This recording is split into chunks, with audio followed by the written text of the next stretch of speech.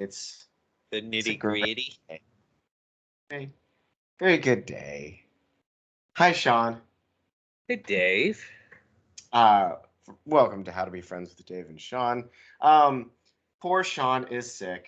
And it's not his off-kilter headphones that's his sickness. He has a cold. They're broken. My child broke my headphones. So sorry about that. Ugh. We're gonna get right into it here in just a second. I just want to remind everyone, the common cold is still a thing. In fact, technically, the common cold is a form of coronavirus. Therefore, it's all right. Y'all allowed to be sick. Take Yeah, care of sick. yourself. Sick is okay. Everybody gets sick. Everyone gets sick. Yeah. Okay. So, speaking about being sick, I want to jump right into anxiety. You stop that. There's someone out there among our like half a dozen viewers was just like that. Haha. Anyway, I want to jump right into anxiety. Shawn, Yes. all right. So first off, I'm a lazy cuss. So I have references for everything in this episode. They're available on request. Okay. If y'all out there gonna question us, then at least you can write a damn email. I said it.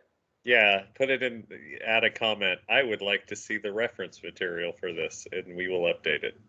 I will happily respond to that comment. All right. So, let me start with something funny. Some anxiety is quite common. Yes. When we're teenagers, we want to impress people that we want to, be attracted to us. We want to be popular. All of these. Yes, the eye roll is correct. The faster that passes, the better off you are. Yes. Any teenagers who might be listening, just live your dang life. And like we talked about with the hipsters in the previous episode, that doesn't mean like trying to find some counterculture thing that ends up just making you the same as everyone else. I mean, actually live your damn life. Just be yourself. Be genuine. Yeah, be who Fact- you want to be, unless you're a pedophile or a fucking rapist or a fucking weirdo. Then don't be that person. Right. Anytime that your particular life choices might cause harm to another, you gotta think again. Yes, Biden. Continue. Thank you. Anxiety. So, there has been a rise of fake braces among young people in Malaysia, Indonesia, and other Southeast countries. Okay. So, there's if you couldn't have guessed, in Malaysia there's a shortage of orthodontists. Maybe like 200 in the whole damn country. Okay. And big surprise, nearly 100% of young people are self-conscious about their appearance, including their teeth. Okay. Therefore, it has become a thing. Like you could go to a kiosk in a mall in Malaysia and pick up fake braces. Okay. It serves two purposes. For the first point, if you're feeling self-conscious, it's kind of a red herring to show that you're doing something about your teeth. Bullshit. The second one is it's a status symbol, just like everything else people do anything for. Thank you. I can afford and go to an orthodontist. I'm 38 years old. I can't afford to go to an orthodontist. So, Correct. Yeah. Eat me. I want to thank you, by the way, for hitting that on the nose. It's like, it's a funny thing that would become a status symbol. Everything is now a status symbol. It is an absolute joke. Yes. Cars have always been a status symbol, but it is astounding to me what other things are a status symbol. And to counter that, It is now a status symbol to own something that used to be a status symbol because it was expensive, but now own that thing because it's something that everyone can own, like the Movement Watch Company. We have built a high quality Swiss blah blah watch. Fuck you. This is all Japanese movement. Fucking Okay, Right. no, Right. whatever. Right. That everyone can afford, but we're going to frame it in such a way that it's a status symbol now. So now the cheap thing is a status symbol because you're taking part in something that is new and hip and trendy. It is Yes. fucking exhausting. Much And to like that, everything else in life, to try to keep up with what is not a fucking status symbol anymore. please don't worry about status symbols. And also, please remember, if someone offers you something for free, but it's $15 shipping and handling, it's not free. Yes. But back, we don't just want to piss and moan about things here. We want to help people out. I got an hour. Sure, get me started. It's been a fucking week. We'll get to that. Okay. I want to help people out with something because Okay. for real. So in 2016, the DSM created new assessments for children and adolescent anxiety. Okay. Which is fair. I mean, if it's a problem, you should find out more about it. That's fair. I really don't need to tell anyone that anxiety, diagnosable anxiety, not just like, oh, I'm a little nervous in public. Like it interferes with your life. Has been on the rise, especially among young people. Yes. Even like a variety of demographics. Young mothers, for example, substantially more anxious than the previous generations, which, by the way, there was a slight dip in between. Apparently, the Generation Xers and the young baby boomers had an easier time than like older baby boomers and Greatest Generation. Go figure. I mean, I don't know. Less wars, take whatever it is. Maybe. Sure. So, something that we've talked about in this podcast before, but we haven't brought up in a while. Okay, the DSM has new diagnoses and new assessments. Governments are doing things, schools are doing things, counselors are doing things. It's holding off a tide of social media, comparing yourself, like we talked about last week, not being sexy enough, all this stuff, right? Yeah. All right. I'm going to go ahead and say it. It might also have something to do with the decline of participation in religions. Okay. I'm not going to argue with you there. Mm-hmm. However, how old is Piper? Oh God, 5? 6. Oh man, I'm so close. I'm sorry. Okay. She has said for the last week, every night when we serve dinner, that she wants to go on a diet because she's not skinny enough. Oh, where'd she This get is that? not this is YouTube. Oh, So I'm gonna have to put most of the weight in social media and all of that kind of stuff. okay, that's fair. Yeah. And this is important because this is what you really need to clarify things, right? So obviously, we all agree that social media creates problems, and it's not going away. Unless we get one of the many predicted ends of the earth, such as an EMP, social media is not going away. It's not. Period. Right. Um, excuse me. You're Oh, fine. it's You're good orange fine. soda. It's Yeah. delicious. I got the hiccup, so you're good. But to the point, so what has decreased is religious participation. What has actually increased is people feeling that they're spiritual but don't subscribe to a specific religion. Yeah, well, no. Spiritualism is a bunch of bullshit. If you don't, the reason I say that is there's no organization or how can I phrase this? Mm-hmm. Spiritualism doesn't have any organization to it. Right. I don't mean a religious organization like the Catholic Church. Mm-hmm. What I mean is, there is not a set of standards that you're trying to live by with Correct. spiritualism. People will argue that, like, see, this is the problem with having a cold. I'm so sorry. What is my religion? You're Wiccan or pagan. Pagan. You Thank said you. both.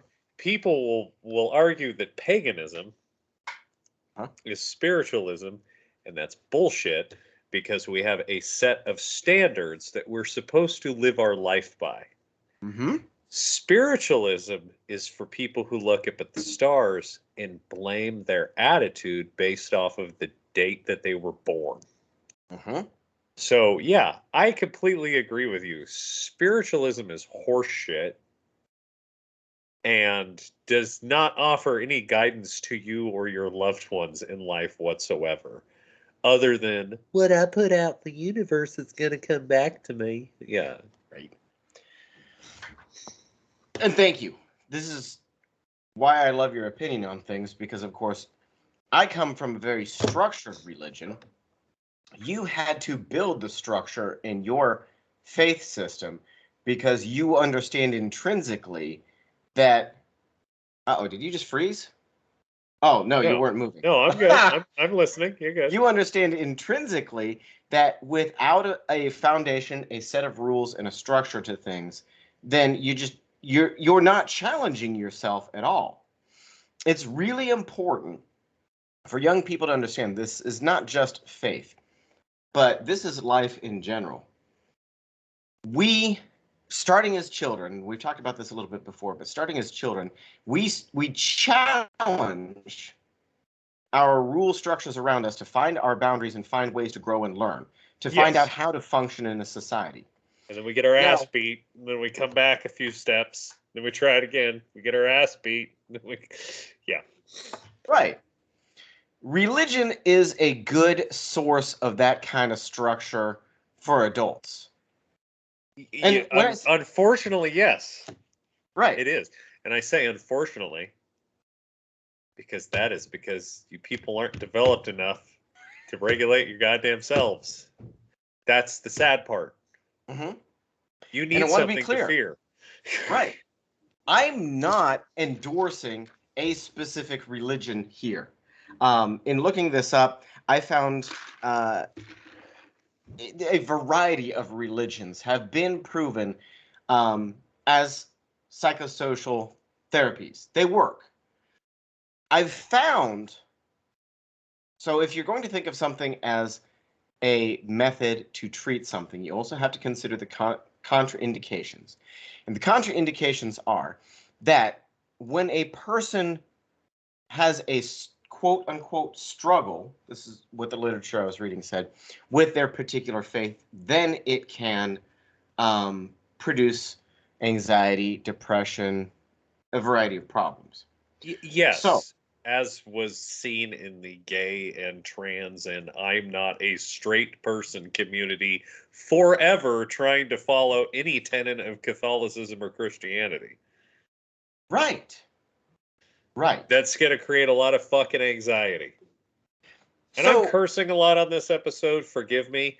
But yeah, I curse because absolutely that is going to cause anxiety. When the concept of doing something that your mind or your body wants to do mhm, is completely shut down by the writings in a book, and you are told that if you do this, you're evil. But worse, even having those thoughts makes you a bad person. That will mhm, cause anxiety. right. And I want to differentiate. That's important. What you're saying there is when you have an existential struggle with a faith and your intrinsic belief systems, you really have to examine that closely. You really have to take your belief systems and the belief systems of whatever your particular faith is and really take a hammer to it. Really be willing to ask questions of both things, your particular belief system and the belief system that you ascribe to. And also understand that it's okay to walk away from that. Thank you. No, Yes. nobody's forcing you to do that. And honestly, sometimes the life you want to live doesn't agree with those. And Right. that's what I did. Mm-hmm. But it's nice to know that I'm baptized, I guess. So if the whole pagan thing doesn't work out, at least I still got a, I don't know, like a will call ticket. You got to fall back. Very Yeah. nice. But Very yeah, nice. you walk away from that shit when you realize I don't like this message and it gives me more anxiety than it does support. Right. So if you have, pardon me, if you have the willingness, set religion aside for just a moment. Say a person has an alcoholism moment or an alcoholism problem, right? Right. They can't get better until they admit that they have a problem and face treating it, right? Yes. Yes. And it's the same with anything else. If you have a Yes. social anxiety, you're not going to get better until you can admit that it's interfering with your life and you need to do something outside yourself to be able to improve it. Yes. These things require something that is the exact opposite of what social media fosters, I should say. Those actions require humility. Yes. So maybe it isn't a religion, though I think that's the easiest path to this sort of thing. But finding an activity that humbles you could lead to better emotional stability. Possibly. Possibly. Possibly. And it works. I'm kind of exploring the idea of principles because, in general, I think the literature proves that if you have a faith-based system and if you practice that faith-based system and it is a faith-based system that you don't have deep intrinsic problems with, you will have better emotional outcomes than compared with a person who does not utilize such resources. But that being said, in our 6 people that might watch this, there may be the majority of them being like, man, that's Yeah, bullshit. fair enough. I will say this though, if you're interested in a religion and exploring a religion, Mormonism is a great place to start simply because of all the religions, it definitely has the most porn. If you type Mormon porn into Google, it's bonkers. I don't get it. It is the weirdest thing. So if Mom, you are Dad, like, you just I turned want to off the choose, podcast. I'm so sorry. I want to choose a religion, dude, Google Mormon Girls HD. You are not going to get videos of women reading from the Bible to you. Lord. It is so weird. I just wanted to bring that up. I'm here. Mom, Dad, if you're still listening, Shawn is saying be careful about how you search for Latter-day Saint resources. Yeah, pretty much. Okay. Actually, I want to make a point to that as well, because in our behavioral health studies here, that's kind of what got me thinking about this. It, I was talking to a friend about this. Let's go back to the alcoholism problem.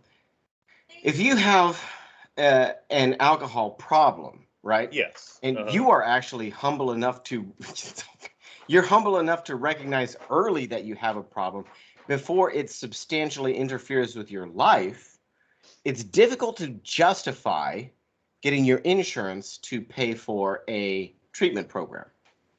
Yes, much like most insurance. Right. But much like most issues that you want insurance to cover. Right. Thank you. Insurance doesn't want to cover the ding that got in your door. Insurance might cover replacing your windshield. Insurance isn't going to do anything until like your shit's wrecked. Right. So we go on. Yeah. yeah, I mean, if you go to the doctor right now and go, I think I have an alcohol problem. They're going to pull out a sheet of paper that you're going to have to check off all these boxes. Mm-hmm. And they're going to go, well, I mean, you think you have an alcohol problem, but we don't. So good luck. All right. So to the point, and this is what I was. Anytime I get a paper, I'm genuinely interested in the reality of things. I try to think about if I were a patient or a client going through this sort of thing. So if you're someone who wanted help with your alcoholism, but your insurance is going to pay for it, because you haven't lost your wife or gotten arrested or, lost a job or whatever as a result of it yet. Going to a rehab facility on your own dime is crazy expensive. Hell, even getting counseling is crazy expensive, right? Yep. So you could totally hit Alcoholics Anonymous, and you could take part in a 18-step program developed by a psycho that is based in religion, sure. And okay, listen, here's the deal, and I don't. We'll circle around. Hit me. I don't mean to shit on it. AA has worked for a lot of people. It absolutely has. Mm-hmm. I get it. But AA's credit should not be...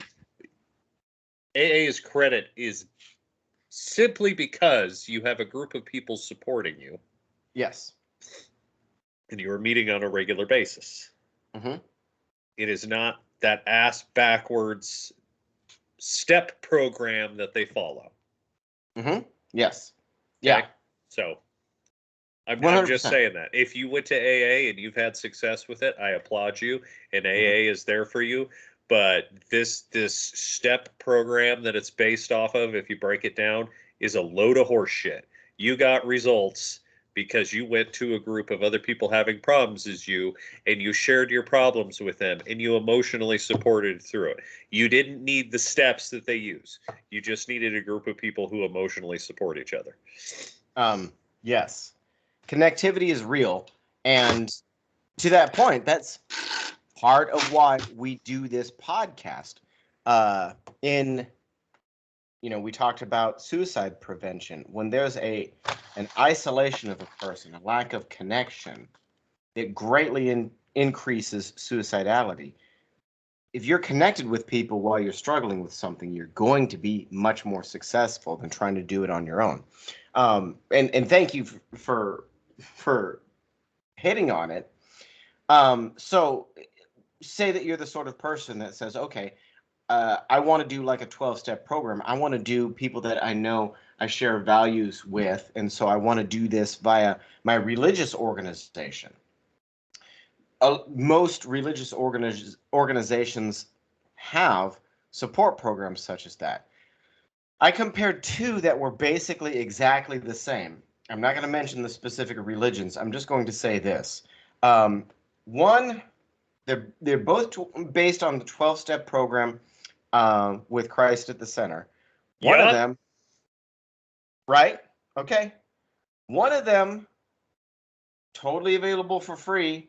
If you want to buy their materials, here's the shop. The other one, all materials are available online for free. Yeah. Take a thought to that. Because here's the thing about AA. We admitted we are powerless over alcohol, that our lives have become unmanageable. That's step one. Right. Cool. Great. Came to believe that a power greater than ourselves could restore us to sanity. Yeah. Okay. Fair. Yep. Yeah. Anything that you do with it. Okay. Made a decision to turn our will and our lives over to the care of God as we understood him. What? Okay. Made searching and fearless moral inventory of ourselves. Cool. Admitted to God, ourselves, and other human beings that the exact nature of our wrong. Okay. We are entirely ready to have God remove these defects of character. Humbly ask him to remove our shortcomings. Made a list of persons we had harmed. Okay. Became willing to make amends to them. Made direct amends to such people whenever possible, except when, okay.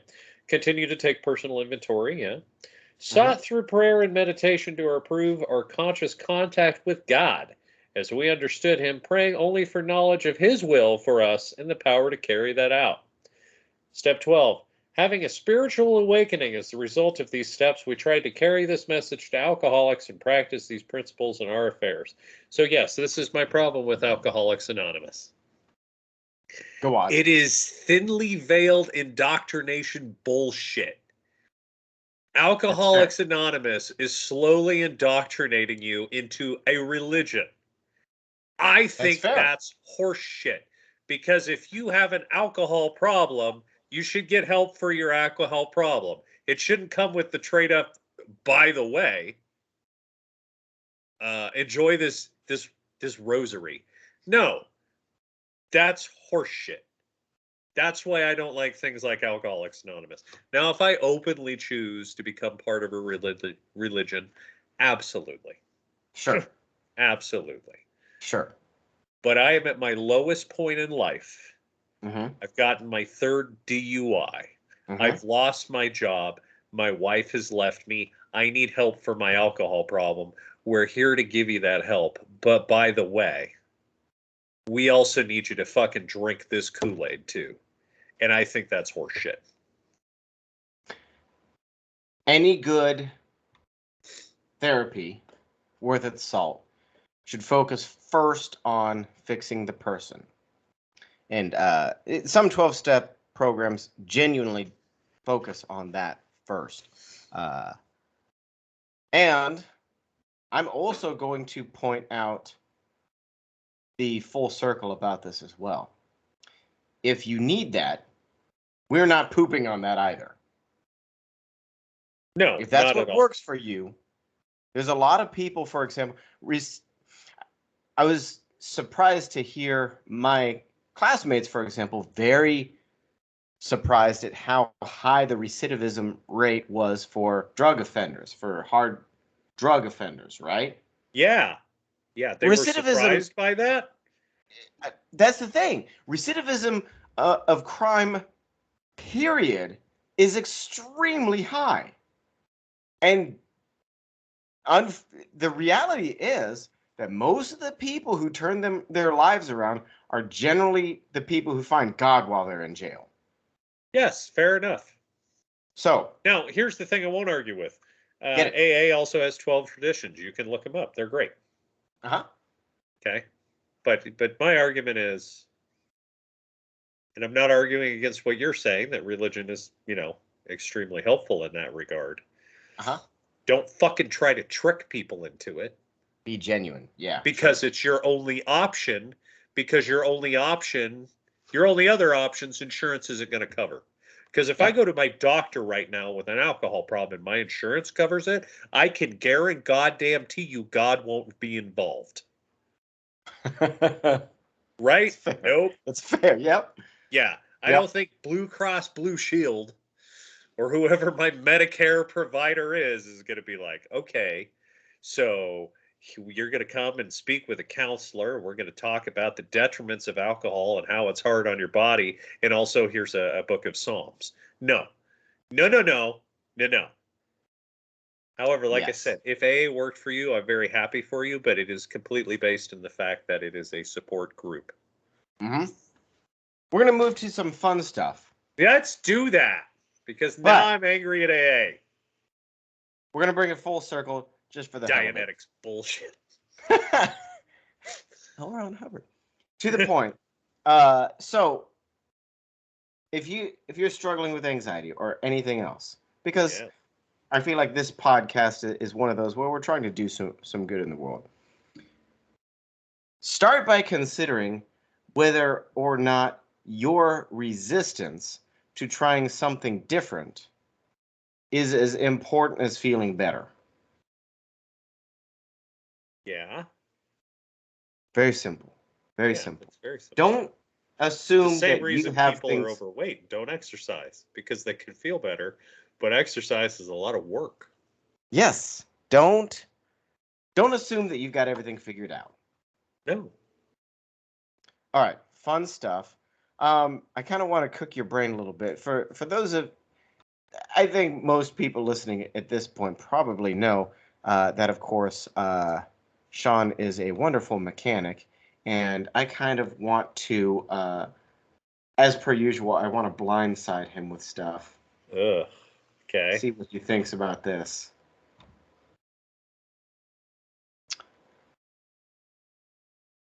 What do you think, Shawn? I think that's adorable. I love it. Somebody took an Evo, cut the ass end off of it, and made it a pickup truck. I think that's cute as hell. Okay, let's be clear. We'll go down in the article a little bit. The reality is that this is not a cut down Evo. That would be a tragedy. What this is instead was they took, I don't know if you can see here, the Proton Wira, a truck I've never heard of before, which is built on the same frame as a 91 Lancer. Okay, good. All right. And had a crappy 90 horsepower Mitsubishi 4-cylinder. Yeah. And then they started fabricating the parts to turn it into that beautiful SOB right there. I think that's awesome. You know, good on you. That's freaking incredible. For real. Okay. Anyone out there who wants to own now an Evo 9 or 10, good luck. They've become unicorns. They're very valuable now. But they're still beautiful little things. So I'm happy to see people out there just making wonderful fun with that. I think that's super awesome. Like, the ingenuity that goes into stuff like that is... I love stuff like that. Because it's off the wall. It's not like, I'm going to do an LS1 swap on my blah, blah, blah. Like, everybody does it. But when it's like, I want to take a Malaysian pickup truck and I'm going to throw a bunch of Evo guts in it, that's awesome. Now, okay. There's a reason that I'm pulling this up as well, as we're shifting off to things. If anyone who serves in the military at some point is going to get hearing loss. So let's take an example of a few things. Just because I kind of want to call bullcrap on what comes next. Okay. So if you are within 25 meters of a jet taking off, your eardrum will rupture at 150 decibels. Yes. Do you remember, by the way, how many decibels we recorded it was rolling along in a Humvee? Like, wasn't it like 120 or 130 or some shit? It was damn close to 120. That was why I hated the Humvee. The Humvee is a horrible piece of machinery. Its only purpose in life is to get itself to and from places. You are cargo. It doesn't care about you or your comfort. So that was on the regard of a thunderclap, a chainsaw, or an oxygen torch. It was definitely as loud as a chainsaw. It is. I remember driving them. I would put in earplugs. It is fair to say that that is painful. Yes. It's uncomfortable. It's nauseating. I don't know if my mouse cursor is showing this, but I'm highlighting there.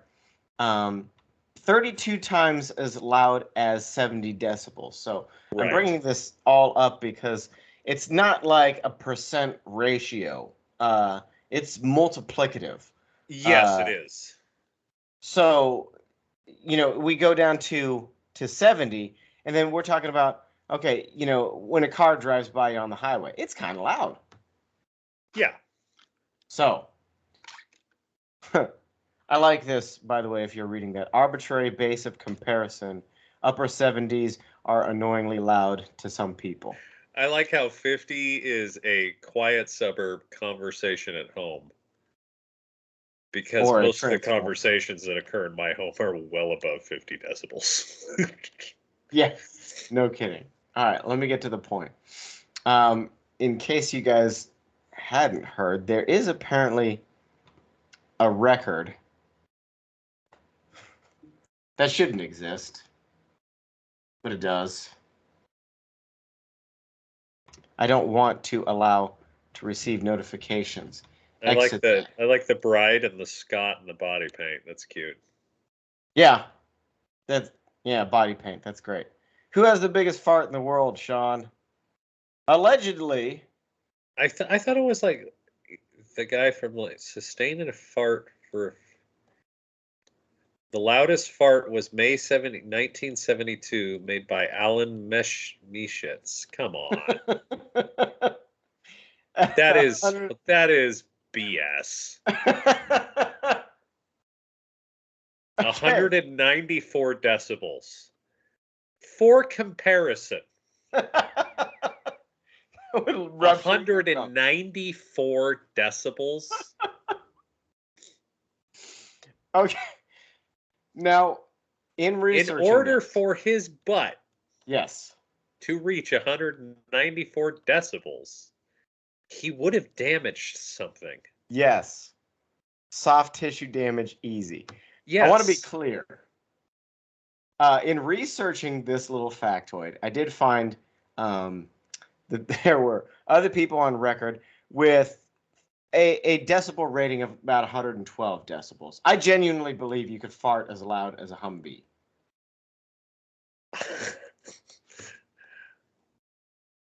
A truck air horn is like 150 decibels. So no. Unless this guy stuck a vuvuzela in his rectum, which, if you don't know what a vuvuzela is, get yourself a vuvuzela. They're like $2. They're made of plastic, and once you learn to play one, everyone will hate you. I had 2, and I no longer have any because my wife threw them away while I was at work. Unless he stuck a vuvuzela in his rectum. There is no way. Now, oh my God. We're here to do good. Can you imagine the 3M hearing lawsuit? When I file it, and they're like, well, when you served in the military, were you exposed to mortar fire? And I would have to say, no. My sergeant blasted 170 decibel fart and ruptured my eardrums on the firing range. I don't think that one's going to play. But we are here to do. We're here to do good, Shawn. We're here to do good. Oh my God. The average person farts between 10 to 20 times per day. I would Don't say hold it in. That's on the high line. I don't think I fart that much, but okay. Do you count your farts when you sleep? No. Thank you. No, but I wish maybe I need a new Garmin. Do the new Garmin watches do that? Check your farts. It ought to. It ought to. Shawn, what's one of the anytime you have any GI issues in the hospital, what's one of the first goals that they set for you? Yeah, they want you to fart. Yeah. We want you to fart. That means your bowels are moving. We're encouraging you. Yes. We want flatus. That's the medical term. Flatus. Y'all, don't drink lots of water, pee frequently, look at your poops, and fart enough. For real. Get it out. Get it out. Okay. I have to talk this one up. Just because I'm a huge... it's my fandom. I would like to tout the fact that we have a new Lizard King. Okay. When we're talking about anxiety and so forth, living life, we're talking about being honest, being genuine, being who you are, no matter what people think. Okay. And that's why the Mitsubishi Mirage has overtaken the Chevy Spark for #1 in U.S. sales among economy cars. Because the only person buying the Chevy Spark at this point is the person buying the Chevy Spark at the auto lot that says buy here, pay here, we finance. There is nobody in their right mind who wanted one of those new. If you went out and bought a Chevy Spark and not a Mitsubishi Mirage, then you need to find religion because you can't make decisions yourself. Correct. And the reason is simple. Okay? Every good car company is going to make their cars look as attractive as possible. They are. And Yeah, these but little regardless pictures of the cost. In fact, I have to say that gold one with the black rims isn't bad looking. looks Like, all right. yeah. But Mitsubishi makes no bones about the fact that they designed every part of the Mirage to be cheap. And I don't mean cheap in the like junky. I mean No, to save you damn money. inexpensive. Yes.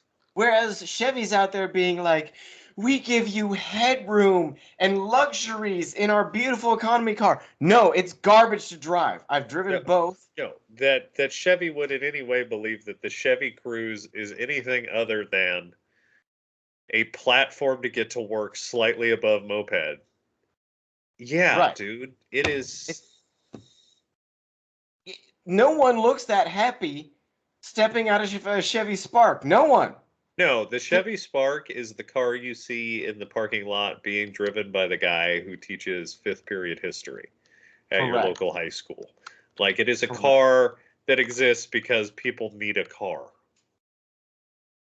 Y'all need to buy right.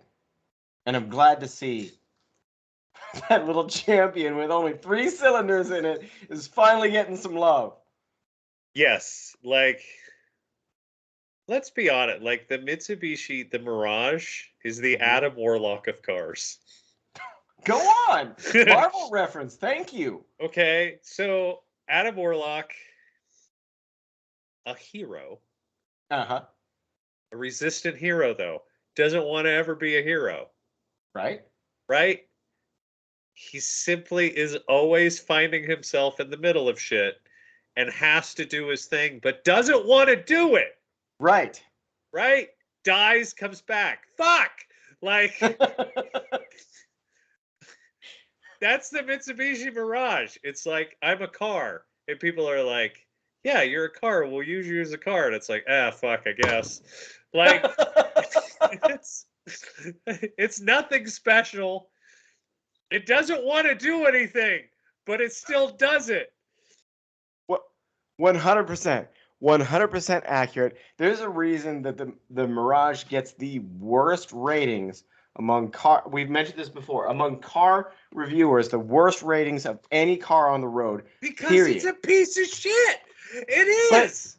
But it crushes it. But in it customer crushes satisfaction. being a piece of shit. It Right. is like the fucking guy that works at the 7-Eleven at 2 a.m. and he's gone and he doesn't want to be there and he's probably drunk and he's most likely high, but he fucking shows up to work. Right. Like, he's shitty and he's a shit human being, but he does the one fucking thing expected of him. That's the Mitsubishi Mirage. It's shitty and everything, but like the ad for Mitsubishi Mirage could just say, it's a car. Yup. It's a car. It will do that. It will car. Can car. This bad boy can fit so many car in it. Like, that's all it does. But that's why I love it. Like, I have to give credit to when you make something so simple and so economic that everybody can get their hands on it. Yes. But anybody with enough money to not drive it will like do everything they can not to drive it, including buy a Chevy Cruze, because they think paying an extra $3,000 somehow gets them a better car. You actually have to pay more for the Cruze. That's the ridiculous thing. Right. The Cruze costs more money because Chevy has tricked you into thinking, but for only $3,000 more, you could drive a Cruze. Oh. By the way, our yes. bow tie logo is still gold. No matter what color car or what type of car you are buying from Chevy, we're still like, stick with the gold emblem. Ugh. I had a friend, for real. I had a friend spend oh, like $40,000 on a used Chevy way too big truck. It had a bucket of miles on it, and just because it was such a hot truck, had to spend $40,000 on a used truck. Yeah. And she immediately starts lifting it and putting rails on it. And one of the first things she does is she gets a little bow tie shaped black sticker to put over that Chevy logo. And I'll admit, I don't like those trucks, but the moment she changed the color on that, it looked a hell of a lot better. Yeah, it does. I don't. Meanwhile, Kia seems to want to change their logo every 5 years. Yeah, and then they built the Telluride, which is, from what I could tell, one of the most expensive SUVs you can get. Which is weird. But I mean, good for Kia to come into their own. But I like embrace your shit, and people will stick with you, right? Like the Kia from 10 years ago that you and I looked at and went, fuck, I guess if we have to, like, like, I get, is that all I can afford? Because it's next to a fucking 77 Cadillac on a used car lot. I guess we'll drive a Kia. Like, ugh, so sorry. Like, now it's like, I have an Optima S turbocharged. Oh, holy shit. Do what Mitsubishi does. Embrace your usefulness in society. Just be who you are. We want to build something high end. Yeah, but don't give up on the cheap shit. Right. Don't. Just stop. And speaking... Be you. Right. Speaking of, just to make the point, you make a pile... I shouldn't say a pile of money. You make a living off of selling your Jeeps. Right. Well, primarily I make a living off the fact that when people poop, they put other things down the toilet that shouldn't be there. But yes, continue. But that's... And you've been able to make money off doing that because people will pay stupid amounts of money for a Jeep. For something that I find to be completely overpriced. Right. Yes. And as we've talked about before, in fact, as we've proven before, if you want to go off-road, you do not need 99% of what people think that they need. No. You do not. No. I can, for the most part, keep up with your $50,000 Wrangler in my $100 or my $1,000 Jeep. I can. Right. Because it does all the same things and is pretty much all the same parts. You were just stupid and bought a new one. Correct. Right. So, your bare bones level Jeep Wrangler. Cherokee. Jeep Wrangler. Not yours. Oh, you're referring to the Wrangler. Right. A bare bones level Jeep Wrangler, brand new, right now. If you're lucky, you could get for about $30,000. Yeah, I want to buy a straight axle death trap with a minivan engine in it. $30K. Right. So here's the funny thing about that. That base level Jeep Wrangler is going to be about $10,000 more expensive than a Outlander Sport and actually have less ground clearance. Which is bonkers, right? And I just, okay. The approach and departure angles are going to be better on the Jeep.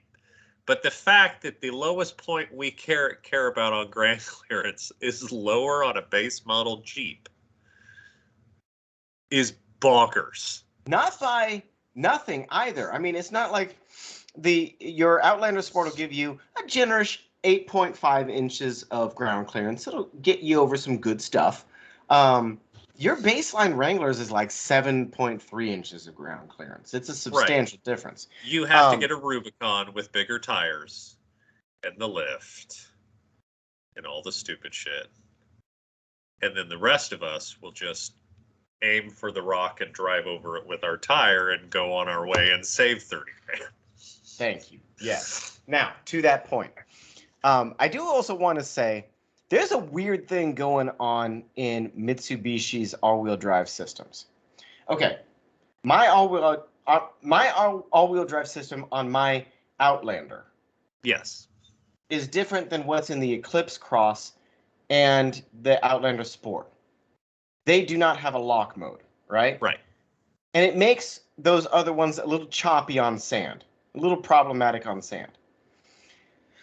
But we've talked about before, and I've had people question the difference between all-wheel drive, four-wheel drive, and we've talked about that a little bit before. But one of the key differences is that an all-wheel drive vehicle, such as your Subaru or your Mitsubishis or your Audis, anything that's all-wheel drive has a critical weakness in that if 3 out of 4 tires do not have grip, and the one tire that does have grip is a rear tire, you're done. Yeah. You're done. Yeah, which is why, as stupid as it sounds, and it's very expensive, you have to install things that actually allow you to lock all 4 tires. Unless, Shawn, this is weird. Unless you have the Eclipse Cross or the Outlander Sport, which will walk right off with that one tire grip. Right. Yeah. I don't know what they're doing. I don't know what it is. Mine, in all modes, in lock mode, you can see it like struggle. It actually does get a little bit of motion, but it's struggling. But it won't get off rollers. If you have 0 grip on 3 out of 4 and one that you have is the rear, mine won't go. But something that those Japanese engineers did in the non-locking super all-wheel control will walk right out of that situation. Well, yeah, because now we're using computer control to actually control power distribution. See, on the old Jeeps we do, mm-hmm. when you put in air lockers, what we're saying is everything go turny no matter what. Yes. Which means they only want to go straight. Yes. Which is fine. Mm-hmm. But we have to make everything turny because when we go old school, not with all-wheel drive systems or anything like that, but four-wheel drives with Positrack, where one tire loses traction, so the other one goes, fuck it. Like, and you have to pull out with the front tires because they're the only things that'll lock. When you have Mitsubishi using advanced computer control systems, Toyota too, like Toyota, their Tacomas have a really cool sand mode, where it will literally just unstick itself. You don't do any work. Right. And I want to make a point with this. And the differentiation in between a Mitsubishi and a Toyota, just sharing the love here, is this. You will never see a more embarrassed face by the person in a Toyota or Ford or Chevy or Jeep stuck than when some no-name Mitsubishi drives by them and offers them help. Right. Which is something that I've done on many occasions. Hey, do you need help? Yeah. You will also not get as much satisfaction from a Toyota pulling a Honda forcibly out of the sand as you do with a Mitsubishi. No, because let's be honest with you. Toyota and Mitsubishi there, when we talk about all-wheel drive and off-road capability and stuff, they're doing the same thing. Yes. To give Toyota credit, you will pay more for a Toyota. You do get more car. Like they are better assembled. They have better components. They're quieter. They're nicer on the inside. Yes. But yeah, there's something about seeing a Toyota specifically recover something that's not a Toyota that makes you feel this warmth inside. Like seeing a Toyota recover a Jeep is one of like it gives me the warm fuzzies. Yes. And I think it's because everybody else who drives every other car constantly shits on a Toyota. Right. Until it's time to get unstuck, and the guy in the Tacoma's like, hey, you guys want help? Yeah. And it's that when you're driving a Mitsubishi, it's that times 3. Because everyone's like, what the heck is that? Oh my God. Okay, fair enough. All right, I guess that's a thing. Yeah, like when I drove my Toyota, it was great. It's like, well, I have a problem with this on mine, and I'm like, I know. You're driving a rock. It's built to be decent, not like yours. Mm-hmm. Oh, fuck Ford all the way. All right, cool. Right. We're gonna bring this full circle again because we're running out of time, and we can tie anything together. All right. If your Ford is in for the 6th repair, Been there. In the first year of ownership. Second or third, yeah. It is okay to put down your pride and look at other brands. Yeah, just stop being a...